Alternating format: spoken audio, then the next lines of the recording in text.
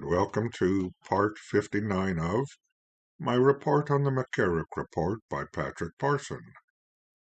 We are looking at Chapter 19, information about McCarrick's past conduct received during his tenure as Archbishop of Washington, 2001 to 2006.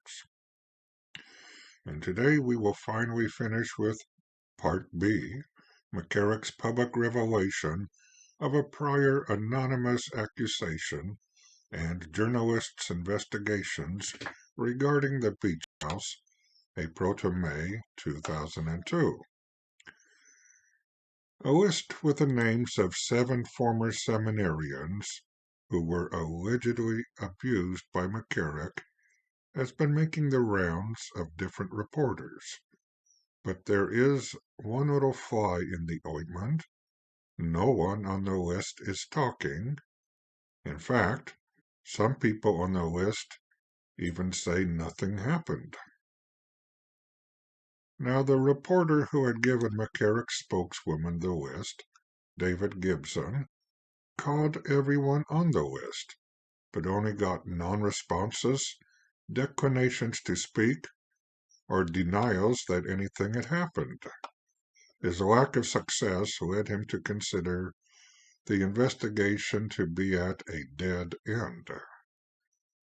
And when asked later about the list, Gibson could not remember who had provided it to him. Now, several reporters knew about the allegations against McCarrick, but could not find anyone with direct knowledge willing to tell them anything. So there were no stories written about McCarrick. And why? Well, John Allen, the Vatican correspondent for National Catholic Reporter, gave 5 reasons why he and other journalists did not publish the stories which they had heard about McCarrick. 1.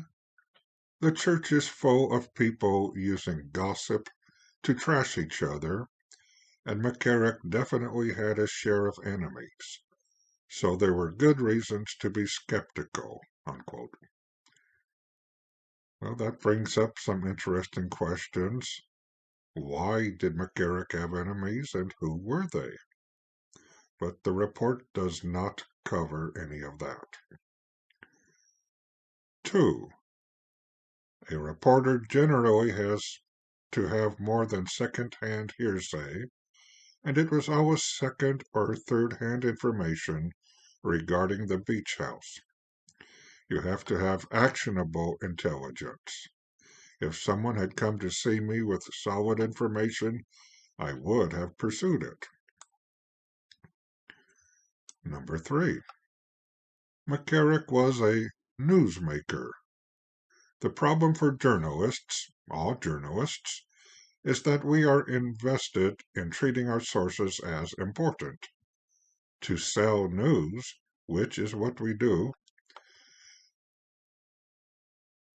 we have to convince people that those we are covering really matter. So we build them up in some ways as being titans of the earth, even though we know at another level it may involve a lot of smoke and mirrors. So when you have a guy who is not just smoke and mirrors, who is smart and effective, and willing to be pretty open with the press, you just don't want to believe that they would be doing something so stupid as sleeping in the same bed with seminarians. So nobody really wanted to think the real McCarrick did not match the persona he portrayed. Number 4. We underappreciated abuse of power as an issue. It was a different time. Today, obviously, the attitude would be different. And I would say that's true. Catholics tended to view their clergy as being more saintly than we generally do today, and unfortunately healthier change of perspective in protecting vulnerable victims. And then number 5.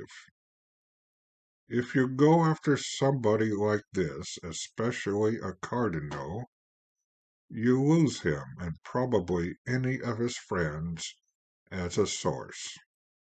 Unquote. And this may be the biggest reason here. McCarrick was too important to lose as a source of news. No access to the cardinal might even jeopardize your position as a journalist. Allen did make one point. The church alone was not at fault in dealing with McCarrick. Despite knowing of the rumors, journalists and the police also did nothing to prevent McCarrick's actions.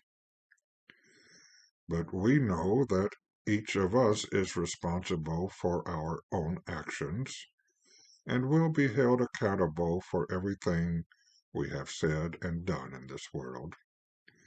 So let us ask for God's mercy through his mother's Fatima prayer. O my Jesus, forgive us our sins, save us from the fires of hell, and lead all souls to heaven, especially those in most need of thy mercy.